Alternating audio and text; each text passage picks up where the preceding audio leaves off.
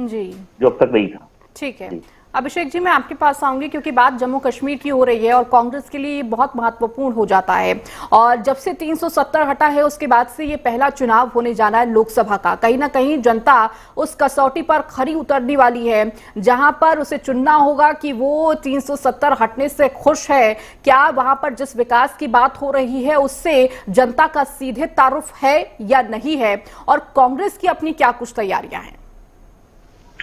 ऋतु ma'am, देखिए, ये बहुत सिंपल सी बात है कि जनता वही चीज देख रही है जो आज के समय में हर जगह चल रहा है। जी। और जहां देखा जाए कि बीजेपी के जो विकास की बात होती है, तो वो हम सबने देखा कि बीजेपी का विकास किस तरीके से पानी के एक बहाव में बहता जा रहा है। और मैं इसको हर जगह देखता हूं, क्योंकि देखिए, बात एक जम्मू कश्मीर की नहीं, मैं पूरे देश की बात करूंगा।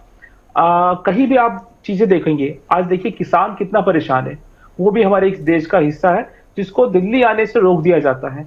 ये भी बीजेपी के विकास में ही गिना जाता है। बीजेपी के विकास में ये भी कहा गया था कि हर साल 2 करोड़ युवाओं को रोजगार दिया जाएगा, उसे भी हम सभी ने देखा।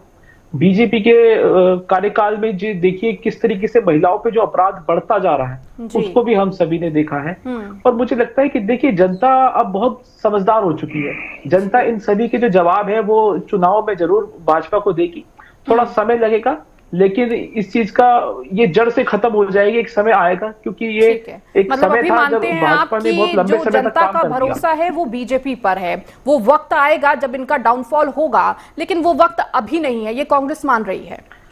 मैम देखिए, हर चीज का एक समय होता है। जी। क्या है, मैंने इस चीज को कहूंगा, ये जो राजनीति जो आज चल रही है, दोहरी राजनीति, जिस प्रकार से भाजपा ने एक बेबुनियाद चीजों को एक जो स्ट्रक्चर खड़ा किया है ना पूरे देश में, वो जनता को समझ नहीं आया। लेकिन अब जनता को वो चीज समझ आने लगी है कि जो झूठ का जो पर्दा है, अब वो धीरे धीरे हटता जा रहा है जनता के सामने से। और जनता को ये पता लग रहा है कि जिस सरकार पर हमने विश्वास किया, जनता को लगा कि नहीं भी, अब चलो, मैं खुद इस चीज को मानता हूँ कि एक समय आया कि लोगों को ऐसा लगने लगा कि भी हमने कांग्रेस को बहुत लंबा समय दे दिया, चलो इस बार हम भाजपा को मौका दे के देखते हैं। अब जब भाजपा को मौका दिया तो उसका जो परिणाम निकल कर आया है, उससे अब जनता मन बना चुकी है कि नहीं, अब रिशफल होना जरूरी है।